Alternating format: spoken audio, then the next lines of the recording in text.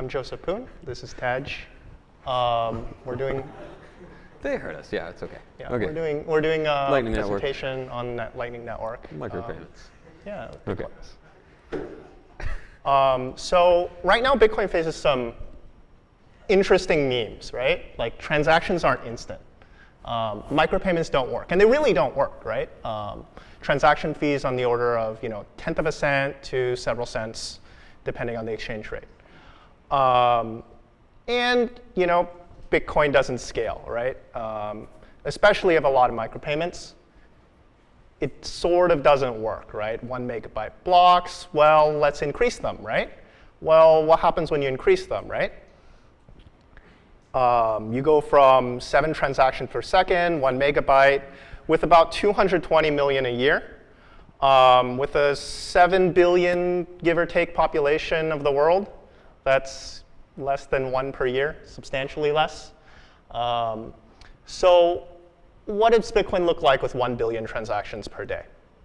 There's 1.6 gigabyte blocks, 87 terabytes per year. You have enough for maybe San Francisco. Well, you might be like, OK, well, let's just up it even more.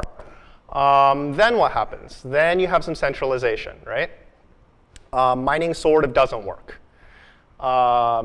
You're just going to have maybe 1 pool or 2 pools, and they sort of have an incentive to make bigger and bigger blocks, and it creates more and more centralization. And an individual running Bitcoin at home cannot do a full validation of Bitcoin. So it's not really Bitcoin. It's not really decentralized, and it doesn't really work that well. So how do we solve that, right? You can dump everything into a SQL database, give everyone your money. Coinbase does that. But it's very useful. There's sometimes a need for that. You can put everything into sidechains. You can also use payment channels, which is a one-to-one connection between another party. So it's sort of like the Starbucks gift card model, where you always have a single relationship with another entity. These do face some problems. The SQL database model is also implemented as Mt. Gox redeemable codes. So when you give custodial risk to someone, that creates problems. With sidechains, it's a little bit more tricky. It's not primarily a scalability solution. It works really, really cool with things like name coins. You kind of want name coins to use Bitcoins instead of having their own currency, and it's a really, really promising technology. But sending funds between chains may exacerbate the problem if you want to send funds between them, because it's sort of 2 transactions instead of 1 now. So for example, there's Bitcoin, there's chain A, chain B. If you have money on chain A and someone else wants to receive money on chain B, you sort of need to bridge them, and that may create 2 transactions instead of 1. And with payment channels, if you have some recurring billing, that works. But what if you want to spend someone else? Then you have to make a Bitcoin transaction. What you really want are anyone-to-anyone payments. And that works in Bitcoin, right? When it hits the blockchain, anyone can send to anyone else because you can just set the output to any address.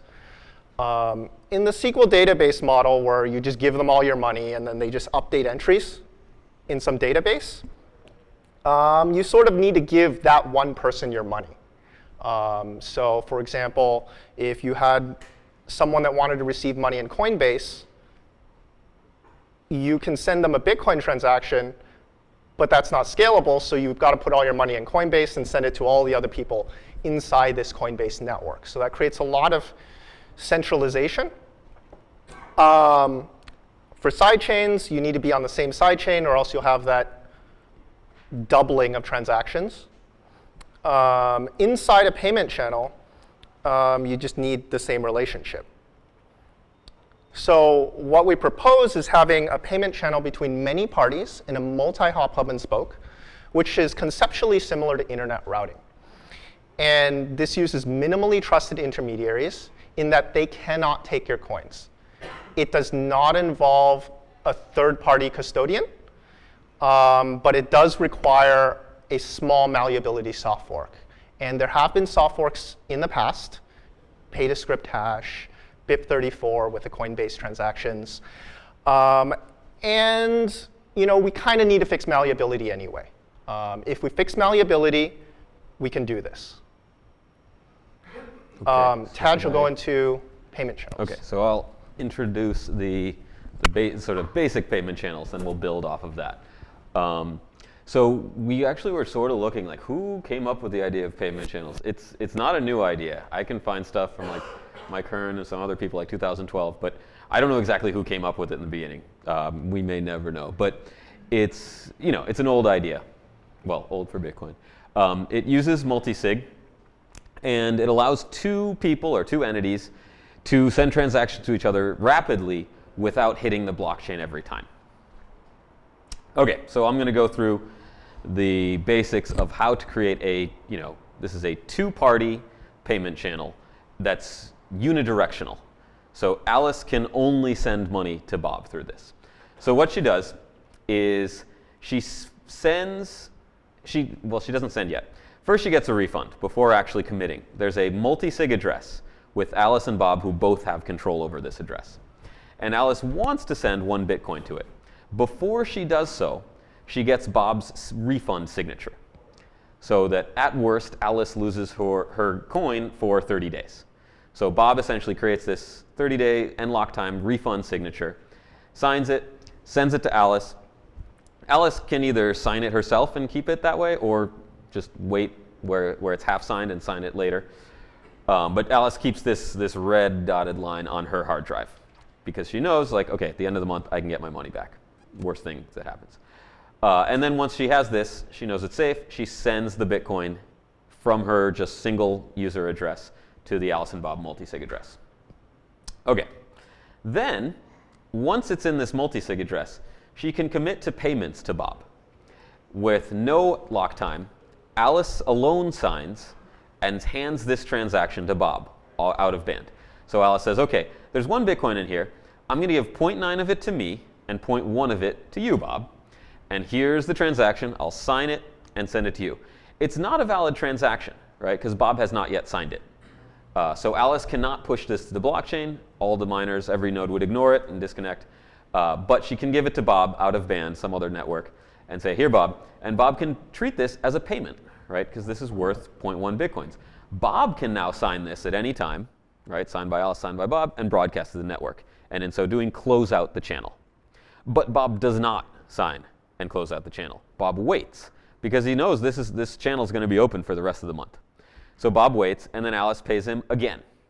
Alice says, okay, I'll give 0.8 to me, 0.2 to you, and I'll sign it, hand this transaction and signature to Bob.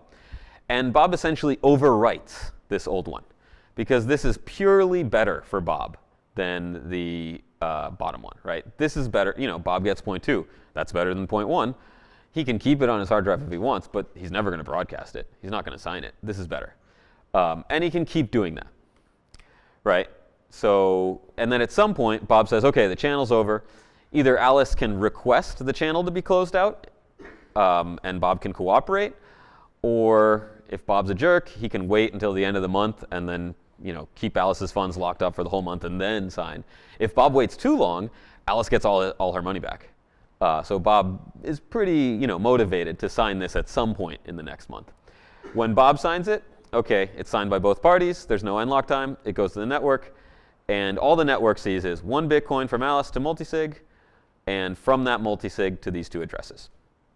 So during that month period, Alice can send as many small microtransactions to Bob as she wants. Okay, that's the unidirectional channel. Is everyone mostly on board with that? So you can actually change the direction of channels after you've created them. The startup is the exact same.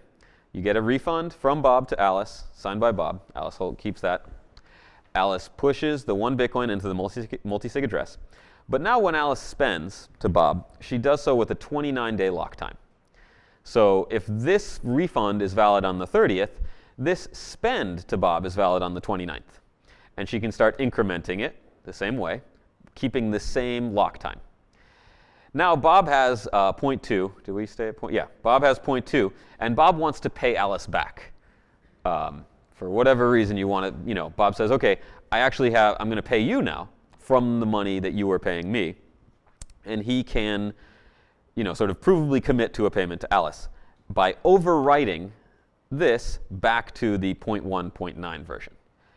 Now it's a 28, so Bob signs it with a 28-day lock time, sends that signature and transaction to Alice. Alice can now broadcast this before Bob can broadcast this. So Bob, isn't getting the 0.2. Bob's getting 0.1 because Alice broadcasts first. So you can change the direction of the channel a number of times, but each time you change the direction, you have to bring the lock time closer to the present.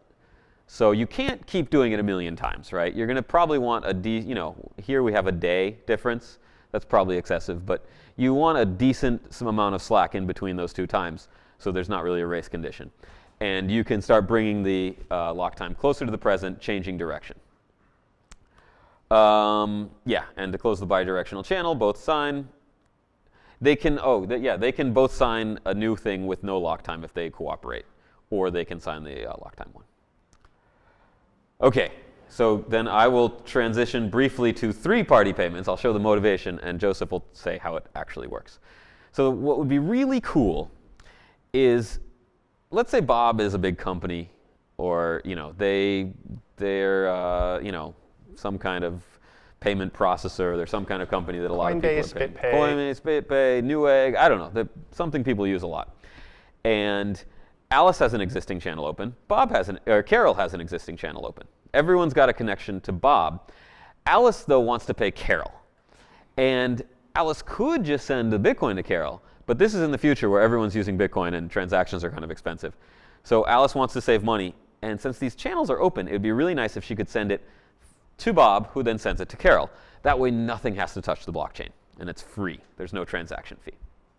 So Alice can send 0.01 Bitcoins to Bob, and then Bob can send the 0.01 Bitcoins to Carol. So this is a micropayment network. There's some trust issues here.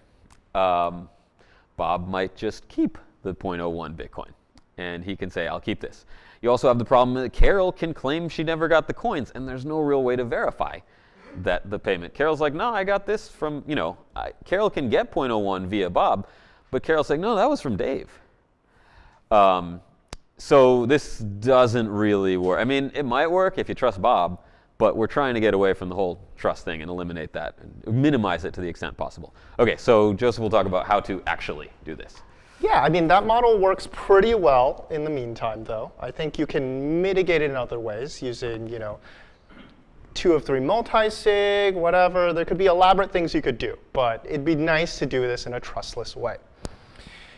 So what can you do? You can create a hash lock contract. Now, hash function is a unidirectional cryptographic method whereby you take some input and you get some output that cannot be reversed. So, what you do is you take some random data R, and you convert it. You run it through a hash, let's say hash 160 in Bitcoin or whatever, and you use that as sort of a key, and you need the lock, which is the random data R, in order to unlock the funds encumbered. And there's a paper in, I believe, 2013 called Pay to Contract. And essentially, if Alice has the data R, which produces H, she can say, I have paid you the money, right? And she does that by the receiver writing some signed message, effectively a contract, that says, if Alice knows R, which produces H, then at that point, Alice has paid me 0.1 Bitcoin. And that works. And you might ask yourself, well, why don't you just check on the blockchain? But you can't, right? Because everything we're discussing here, nearly everything, is off blockchain. So you need some way to prove that funds have been sent. So essentially, This right here is what Carol produces. Carol has some random data R. She runs it through a hash function, let's say the Bitcoin hash 160 or whatever, to produce H. She gives H to Alice, and now Alice knows H, but she doesn't know R, right? And Carol has both. Alice uses a payment channel payment to Bob, but this is encumbered and can only be released if Bob can produce R. Okay? Different pre-image, but Yeah. You assume the hash function works. Yeah. Yeah. Let's assume it all works. I mean, you know, if it doesn't work, Bitcoin has some problems. Yeah. Bob does the same with Carol. So what happens is Carol has a payment from Bob that is encumbered, and Carol can only pull funds if she gives Bob R or broadcasts R onto the blockchain, right? So what happens is Carol says, I want my money.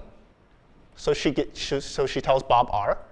And Bob and Carol can broadcast the channel onto the blockchain, or they can just agree to novate and say, OK, we're good.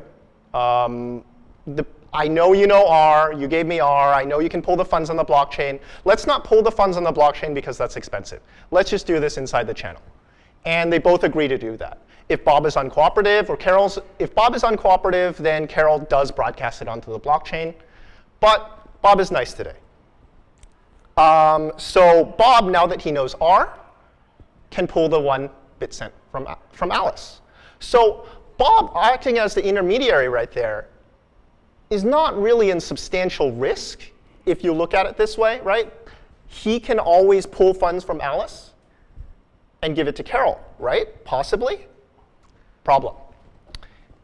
If Carol refuses to disclose R, she can hold up that funds in the channel, right? Even worse is if Alice's connection with Bob expires before Bob and Carol's, then Bob sort of has already paid Carol, and Alice's and Bob's channel is closed. It's hit the blockchain, right? So Bob can be out of money. That's a problem. The other problem is that Bob sort of has to be really rich, right? And this is sort of unintuitive, but think about it this way. If Alice and Bob have a channel, and Alice committed 1 Bitcoin, so the ledger is Alice has 1 Bitcoin, the channel is 1 Bitcoin, Bob is 0 Bitcoin, then, OK, that means that Alice can only send funds. Alice can't receive any more funds because she's sort of full. If everyone gives money to Bob, everyone has full funds. You kind of want Bob to send money out, create channels outside, right, to other people. So for example, if Bob sends funds to Alice, then that has a channel that can be spent. So then the system sort of works. The availability of funds that Bob has some implications for fees, but we won't really get into that. It's just Bob just needs to be really rich on a single hub and spoke model. So let's say Bob is rich. How do you mitigate this problem? You can do things like third-party multi-sig, where Alice and Bob, this payout also has some third-party escrow service or something like that. That can work today, and I think it could work fairly well today. You could also trust that Bob will be honest and send the money and not encumber everything. That works too.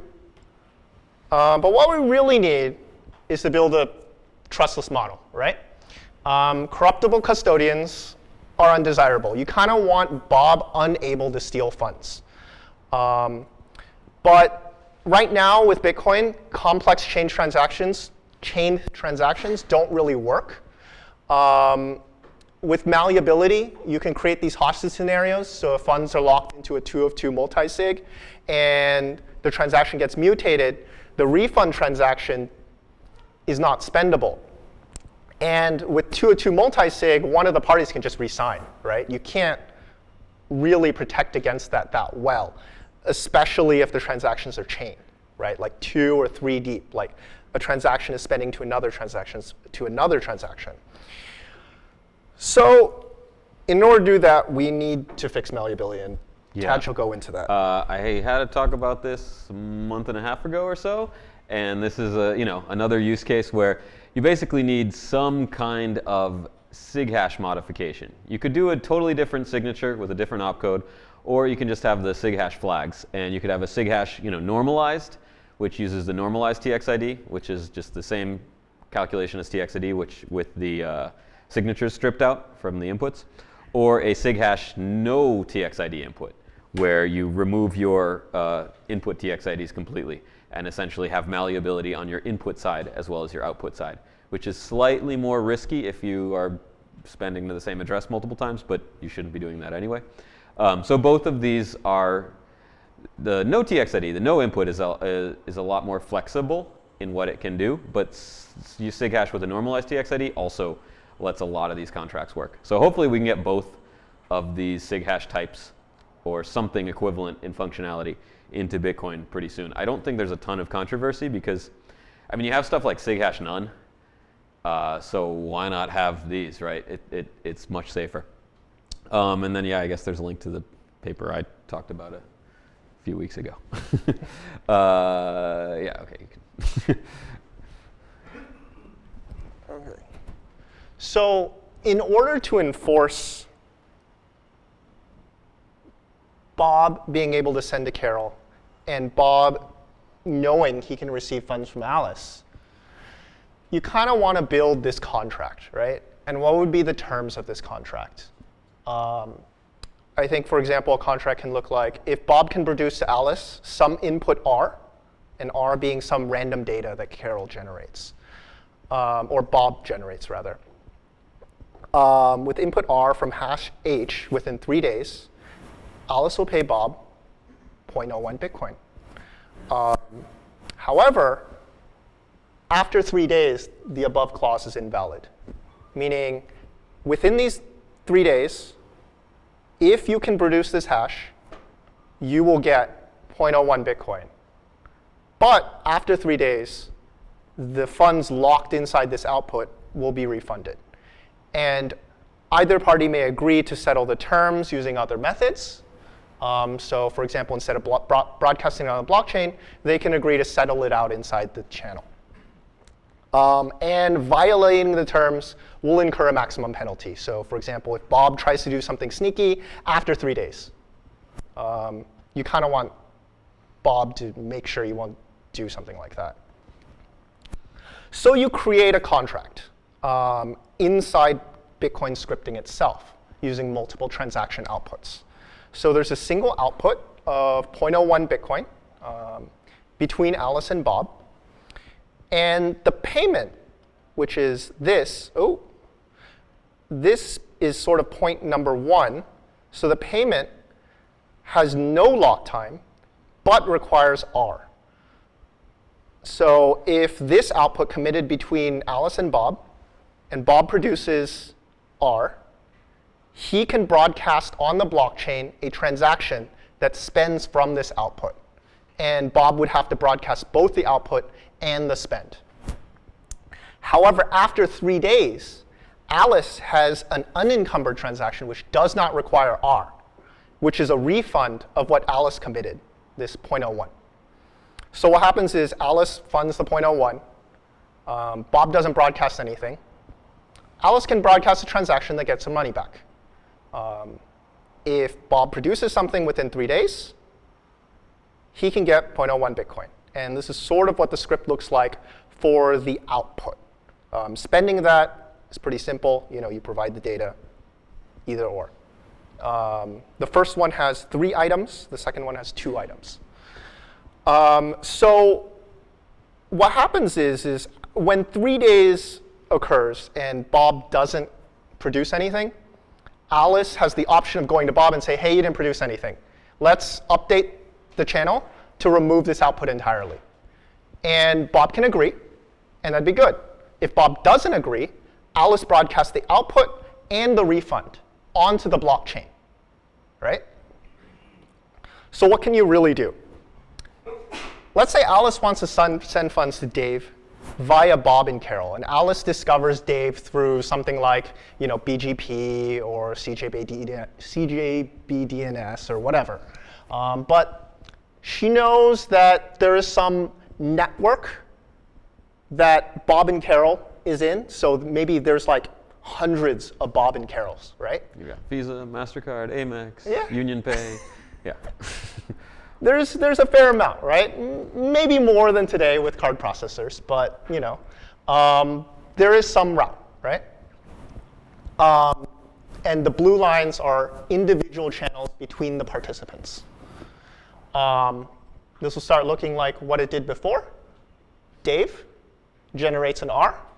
She gives H to Alice. Alice creates this contract output. So instead of a standard output, she creates this contract between her and Bob, right? It's a hashed, time-locked contract with a 3-day lock time. So the funds are locked up for 3 days, and if Bob can produce R within these 3 days, then he can pull 1 bit cent from Alice. But if he can't, Alice sort of gets her money back. Bob does the same with Carol, except this time it's 2 days. And Carol does the same with Dave, except this time it's 1 day, right? And at this point, Dave can pull money from Carol because Dave knows R, and it's encumbered with knowing R. So Dave pulls R. Dave pulls the money using R, and Dave could broadcast it on the blockchain, and Carol could broadcast it on blockchain, but they agreed to just remove the contract from the channel and just send the funds atomically, right? Bob does the same with Carol. Alice does the same with Bob. And at this point, Alice has sent funds to Dave, and no transaction has hit the blockchain, right? None, nothing. What happens if Bob just decides not to cooperate with Carol on day 2, right? So it's right here. And instead of doing this, Bob just says, I'm not going to talk to you, Carol, and just ignores him, right? Carol, knowing R, broadcasts the entire transaction chain onto the Bitcoin blockchain, right? So what happens is the blockchain now knows R because Alice has redeemed the funds. And at this point, Bob has sent money to Carol on the blockchain. And Unwillingly, yeah. Unwillingly, yeah. There's no cooperation. Carol can unilaterally take the money. And reveals R, so Bob can now get his money, even Yeah, though he sort of so- doesn't deserve it. Yeah. Bob doesn't deserve his money. He looks on the blockchain and goes, hey, I see this R. I'm going to take my money. But if Bob's not paying attention, then Alice, after 3 days, can just say, I want my money back. And Alice sort of gets it for free, right? Alice, knowing R in the contract, she technically has paid Dave. Which is why you generally want to broadcast, agree and be cooperative. So what does a timeout look like? Let's say Dave never broadcasts R. Dave just says, I'm going to sit on this and ignore everyone. Then what happens is that Dave's and Carol's channel, the output, closes first. And Carol is happy with this setup because she knows that her payment closes out, and the knowledge that she will close it out before her money gets pulled. So the nice thing about this is that if Dave discloses R after the fact, Carol's already closed out her channel. She doesn't care, whether it be inside the channel or on the blockchain. She doesn't care. And right now, like, it closes out, and it's OK, right? And it's as if the transaction has never happened after 3 days. So what are the implications of this? You can sort of view Bitcoin transactions as circuits instead of packets. And only uncooperative channels get broadcasts on the blockchain, other than expiring, of course. But that means that you really have to look at Bitcoin a little bit differently. If most of the transactions occur off-chain, then Bitcoin's view as a circuit, there's a lot of changes. I don't know. I won't go on a long rant about that. But in any case, nearly all transactions do occur off-chain securely, and there's near zero risk. The risks primarily relate to not broadcasting in time, and there's race conditions. There's kind of ways to mitigate that. It's in the paper. But effectively, if everyone broadcasts everything on time, then there's no situation where Carol has already paid Dave, but can't pull funds from Bob, right? So it's pretty much near zero trust. It's very different than giving custody of your funds to a third party. And creating channels will become very, very infrequent, I think, if you use something like this. So then a question would be, well, these channels are operating between Alice and Bob. They'll eventually expire, right? And then you make a new channel, and that's like, well, that's sort of a lot of blockchain spam.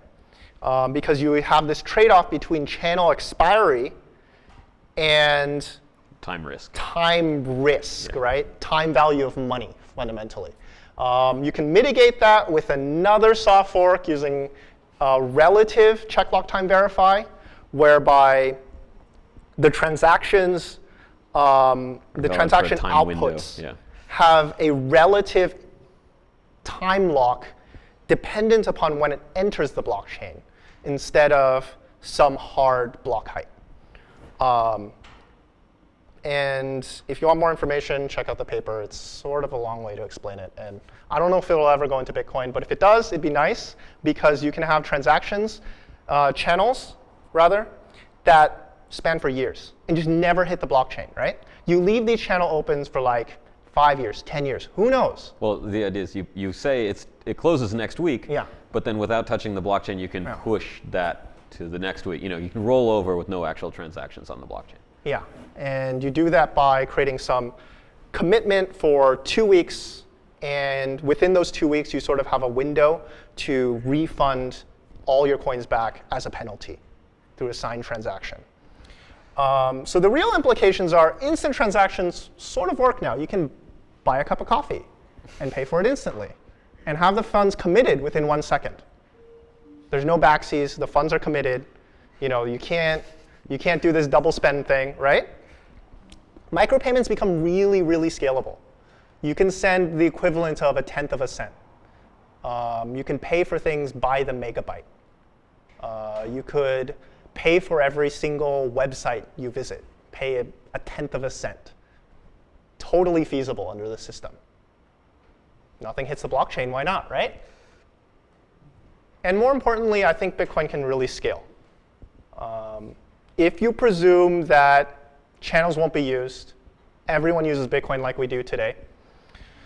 If everyone in the world, 7 billion give or take, are making two Bitcoin blockchain transactions per day, you're looking at something like, at best, 24 gigabytes. It'll probably be a little bit bigger. The bandwidth use, at best, something like 50 megabits per node connection. If you have channels instead and have this channel network, and you presume everyone sort of has 2 channels for themselves, except for the core nodes, and anyone can be a core node, then those people can make a lot of transactions. They can make nearly infinite transactions inside 133 megabyte blocks, sort of in an optimal view. I think 2 channels per year, especially if you have a relative check lock time verify, is somewhat generous. Most people only have 1 or 2 bank accounts. And it's not a bank account because you don't have custodial risk. But I think 2 channels per year is a good number to use. And you're looking at something on the order of 3 megabit per second per node connection, which is very reasonable. But what you might say, like, well, 24 gigabytes isn't that bad. What happens if everyone's making 20 blockchain transactions per day, right? Then you're looking at 240 gigabyte blocks, right? That's every 10 minutes. 240 gigabytes every 10 minutes. That's not practical. I think especially if people in the future start using micropayments a lot more, I think it's very feasible for everyone in the world to be making 20 transactions per day. I think most people in the West probably do 5 to 10 per day. 20 is not that big of a jump. So you kind of want to solve that. And using this payment network, it's the same, right? If people do more transactions, I mean, unless someone gets really rich or really poor and they need to make a new channel, it's the same. So what are the storage costs under this model? You're looking at something like 7 terabytes per year with nearly unlimited transactions. And that amounts today to about $300 per year in blockchain archival storage. That's only if you want to keep a full record of every single Bitcoin blockchain transaction ever, right? For these 7 billion people, right? So if you want to, let's say, front the $300 per year, be blockchain.info or whatever, it's not that expensive. It's totally feasible. Much more feasible than 240 gigabyte blocks. And for most people, I think those of us developers, miners, et cetera, are probably going to do the future 0.11, hopefully, pruning patch where you keep the most recent blocks. I think 2 weeks is safe. Add a 0 to that, 20 weeks or so. And the full UTXO output set. You're looking at something like 2 terabytes, right? Which is common in current generation desktops. 2 to 4 terabytes is pretty common. And will only run you about, what, $100, $150? And you're good forever. For those of us with cell phones, people that want to use Bitcoin, you're looking at several megabytes of storage. The SPV model gets a little bit simpler because you know the transactions that hit the blockchain that are related to you. Like if Alice wants to create a channel with Bob, they sort of both create the channel anyway. So they're only looking for transaction IDs mostly. And they can sort of ignore the old data, really. They don't really need to keep track of older outputs and older block headers. And that's the presentation. Any questions? So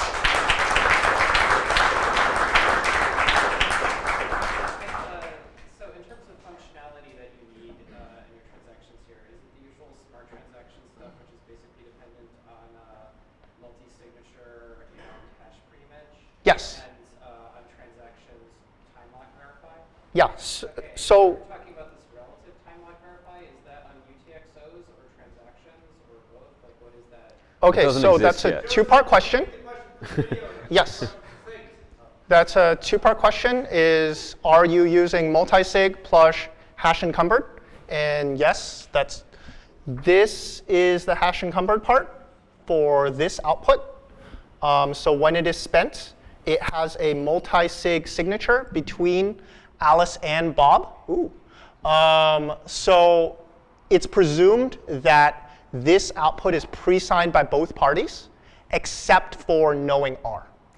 So they know the output. Yeah. And I'm sorry, what was your second question? The second question was the relative check lock time. And that's not an opcode that exists. That's an opcode that we would kind of like, but who knows if it'll happen. And the basic way it works is instead of just check lock time verify, which either keeps going on the stack or fails, it will sort of return a depth in the blockchain. And you could probably do something like return the depth of my input. If it's less than 200, fail the whole thing. If it's greater and it's 300, 400, just push that number onto the stack. That way it's not as dangerous for reorgs. But what that lets you do is have sort of a window of time during which things can be valid. Is that a UTXO feature or a transaction? That is an actual script output. Yeah, that would need to be an opcode, and it does not exist. And may never, but we'll see. Oh, yeah. So what are the usability challenges you envision with Lightning, and how much of this is obscured with Oh, Oh, the question is usability, and I think the end user doesn't need to know any of this, right? The end user, the usability difference is that you're not really sending to Bitcoin addresses, and you sort of need a direct connection between the sender and the recipient. Well, the internet. The right? internet, yeah. You need some kind of giant chat network / DHT or something so that everyone can talk to each other. But that exists to some extent. So. But in terms of the usability, I think it won't look too different than Bitcoin wallets today, especially if you use something like the payment protocol. If you use a payment protocol, you're sending to some domain name or URI or whatever, and you say, whatever.com, coinbase.com/username. So you type in coinbase.com/username and then hit send. You could also do something more elaborate and cryptographically secure by using, pub keys instead. But irrespective of that, you sort of need some endpoint connection. Cool. What's the incentive for Bob? Does he get some float or what? What's the incentive? Yeah, so Bob can charge a really small fee. Bob can hypothetically charge, 1 Satoshi, 10 Satoshi, 100 Satoshi. It doesn't matter, right? Alice can have multiple connections to multiple Bobs, and Alice can find the rate that suits her best. And what's interesting about this is Bob's fee can be assigned integer. You can have positive and negatives. There could be situations where Bob really wants to clear up a channel in one direction because he gets a lot of fees through this direction, and it fills up. This channel fills up in one direction. So so maybe someone else sends a really large transaction in the other direction, and now it's free for more spends. So it needs to be assigned integer. I think the other thing that Bob gets, and my thinking is that Bob gets the graph, right? So the reason Amex makes more money per user than Visa is they know everything. So so the blockchain becomes very opaque under this model, and that you only see maybe 2 transactions per year per user, and they're actually doing thousands, and you just never see it. So Bob gets visibility into some subset of all the transactions that are going on, and maybe that's something he sells to marketers. I don't know what he's going to try to do. But it's better today where everyone gets visibility for everything. Yeah. Well, it's better, because right now every transaction's open. In this model, Bob sort of gets to see more of the transactions than the other guys. So he might want to do it for free because he gets that kind of metadata. Can you configure it in some way that the chain that house provides anonymity? Yeah, as long as one of Bob and Carol decide to rip up their records, no one has to know what happened. Can you chain enough that they can't individually piece together? There's a lot of things you could do, but Probably, yeah. I mean, if you trust Carol to rip up the logs, then it's easy. If without trusting the intermediaries if everyone reports everything, then there's not a lot you can do. There's probably ways to mitigate that, though. Was there any implementation of this? no. You need the SigHash software. That's the problem. Yeah, none of it works with malleability. Yeah. But it seems plausible. You need to fix malleability. I think it's the best way to fix malleability. So It probably will get fixed pretty soon. I mean, from all the people I've talked to, no one disagrees that we should have different SigHash type. And some people think it should be made default. No, most people thought it should be made default that we talked to. yeah, I mean, all the devs seem okay with it because Bitcoin scripting multi-sig is fundamentally broken right now. Everyone's like, oh, Bitcoin 2.0, smart contracts. You can't use a lot of that stuff today because you need to fund something before writing the contract, right? It's sort of weird right now. You sort of have to, without any trusted third party, both fund a transaction before you can create an output spend from it. So, chained multi, yeah. The presumption for something like this is you need something like a 3-deep chain, and for that, you need to fix malleability.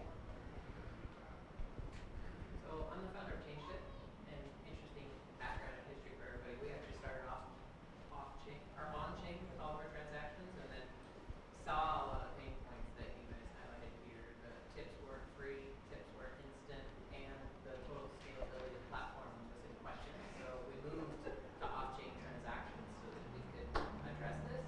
I'd love to move back on-chain if we could. So I feel like the what's the next steps? How do we actually do something like this? Can you be a little more crisp on what we need to do next in order to make what Need a message passing protocol. The question was, ChangeTip's CEO How do we mentioned make that this? before everything was on chain, and and now everything has a custodial model simply due to scalability and practicality concerns because micropayments are not that feasible. Like, is that a correct summation? And the question is, what are sort of the next steps in order to get something like this We need a going? message passing protocol. We need some kind of secure There's identity. talks. We need client software. I mean, there's a lot of stuff to do that people are working on, and it's going to have to come together.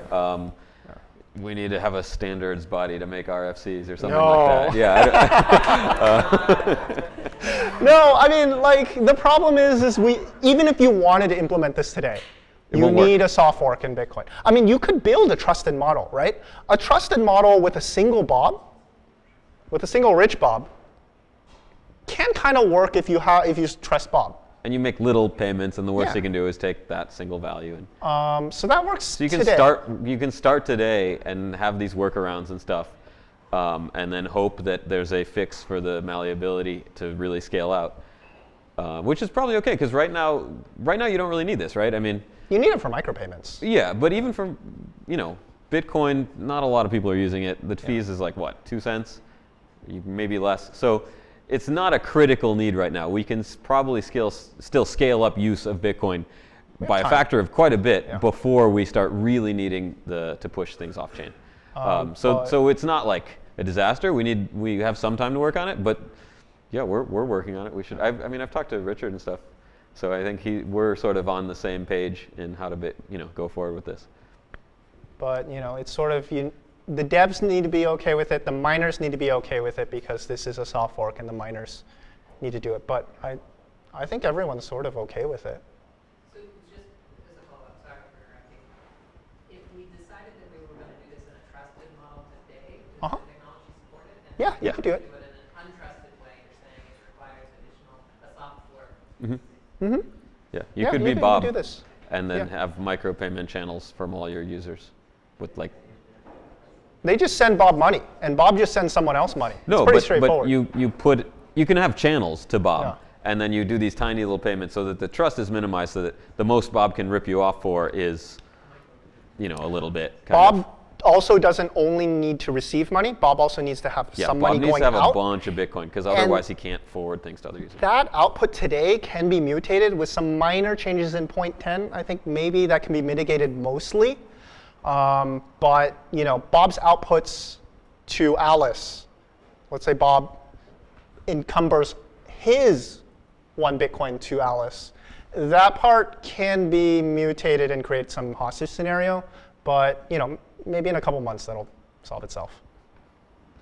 Why can't Bob's payments to Carol or payments from Alice to Carol be very, very, very small, like much smaller? Yeah, you could do They that. can. That's how you would get it working today. So the question is, why can't Alice's payments to Carol's be very small? And that's sort of how a trusted system would work. You don't want to trust Bob to a lot of money in transit. So you say, OK, I'll only send Bob 10 Satoshis or something. And Bob will send Carol 10 Satoshis. And since it doesn't touch the blockchain, you can keep doing it. You send 10, 10 got there. OK, send another 10. And it's mainly like latency and sort of If you're bandwidth patient. overhead. It'd be nicer if you didn't have any risk, and so you could send arbitrary amounts through this channel. So So Bob isn't Bob, because I guess my thinking is you're saying Bob needs a lot of money. yeah, But Bob needs a lot of money, even with tiny little bits going through, because I guess the idea is, let's say Alice puts a Bitcoin into this channel, and Carol puts a Bitcoin into this channel. Now Alice wants to pay Carol. She can't, because it's Carol's money in this channel. So Bob can't really credibly push it back to Carol. If all the leaf nodes or whatever, spoke nodes or whatever, if all the people surrounding Bob have put their money into the channels, no one can pay each other. They can only pay Bob. So Bob needs to front, an easy model would be, okay, Carol puts 1 Bitcoin into the channel, and Bob also puts a Bitcoin in the channel. That way it can push either way. And so Bob needs to have quite a bit of capital in order to make this system run smoothly. For something like ChangeTip, I think it's fine, because it's not that big anyway. micropayments. But for larger amounts, it will probably not work. It'll And get the expensive. advantage of multi-hop is that Bob doesn't have to be rich, right? If there's Bob, Carol, and then Dave and whatever, if there's like hundreds in the middle, As long as it sort of averages out, you're they don't have to be rich. Yeah. What's your average and worst case for how many hops there would be in a practical? Oh, so we disagree. Okay, so the question was how many hops? I think 2 intermediaries, so the 3 hops.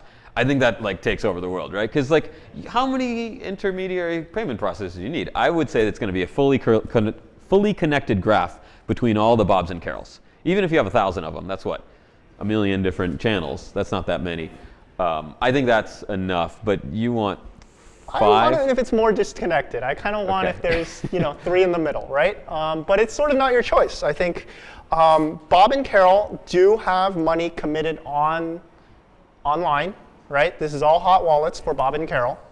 it's risky. So there's one entity doesn't want to expose themselves too much, but if they're comfortable with it, yeah, go ahead. Yeah. And this is the security problems that like existing financial companies have now, where I've got a bunch of valuable stuff, it's online, I don't want to get hacked, and I've got all my customers depending on me to stay online and stay operational. So those are going to be the real, questions for Bob and Carol. But for Alice and Dave, they're offline most of the time. They can encumber everything in a multi-sig, which requires some other party to sign off on it. It can be a really It pushes good a lot of the system, risk into the center. Yeah, which is good because they're making fees off of it, and your fees are. It's interesting with commodity money, right? With commodity money, your fees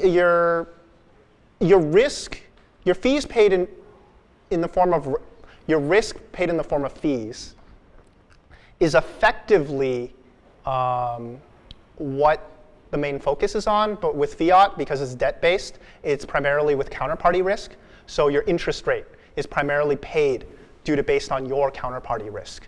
Whereas with commodity money, like with gold, it's you're taking on this security risk. So the fees are based on security risk. So people that are more secure probably will charge lower fees. So when taking into account the latency inheritance system, have you made any estimates of the capital ratio of the individual hubs to the throughput? What it might be? Oh. Sorry. So the question was like how much capital Bob and Carol have to have, and how that relates to the throughput through the system. We haven't really. They need a bunch of it'll money. solve itself, right? They They just charge fees. Right now, the time value of Bitcoin is sort of 0. Yeah. So like, there's a lot of people who have like, oh, I've got 20,000 Bitcoins I got from the U.S. Marshals, and what am I going to do with it? Yeah. So you can put it up here and is extend things. Okay. This is a Bitcoin lease rate with no counterparty risk, Last right? question. Okay, so last question. Gotta go. Do you think that this could harm the security of the blockchain if enough people were doing these off-blockchain transactions that miners backed down because there weren't enough fees in the future when the reward is lower? I don't think so at all. I think the blockchain on blockchain is so much easier that the first thing you do is you fill up the blocks, and you move to this kind of thing when the fees become prohibitive for small transactions. So if the blocks are empty and there's miners are going hungry, why bother with all this complicated stuff? Just send people Bitcoins directly. So I don't think it's a big risk. Yeah, I mean, there's interesting ways to do, increasing the block size. And Yeah, things if like miners that. really get mad and they get together, they prevent some of this stuff from happening. I think miners are okay, right? They're going to get fees no matter what. I think they're going to restrict the block size such that they maximize their fees. And you want to do that in a constructive way, and I don't see why miners would be against it. I think the blockchain transaction fees will probably go up substantially, though, right? If you're dumping data onto the blockchain because you think Bitcoin transactions are going to stay cheap, I don't think it will. I think it could go up like $1 plus, $10, who knows, per Bitcoin transaction. But that's fine because you just leave these channels open for years on end. Okay. All right? Got it? Okay. Thanks. Awesome, thank you.